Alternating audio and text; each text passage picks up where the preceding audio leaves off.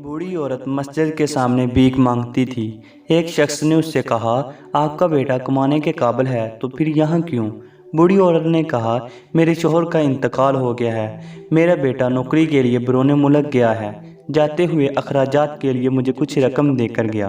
वो खर्च हो गई और उसी वजह से मैं भीख मांग रही हूँ। उस शख्स ने पूछा, क्या आपका बेटा आपको कुछ नहीं भेजता? उस औरत ने कहा, मेरा बेटा हर माह रंगारंग कागज भेजता है जिसे मैं दीवार में घर में चिपका कर रखती हूँ।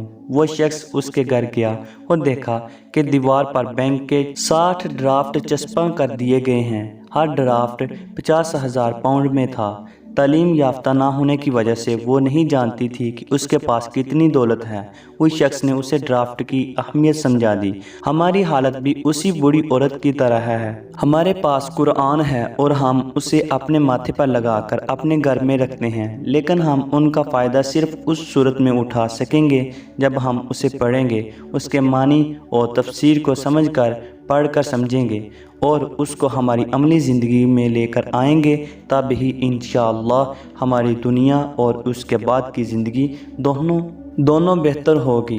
अगर वीडियो अच्छी लगे तो लाइक के बटन को प्रेस कर दें और मज़ीद अच्छी सबक आमोज़ और अखलाकी वीडियोस देखने के लिए हमारे चैनल को सब्सक्राइब ज़रूर कीजिएगा।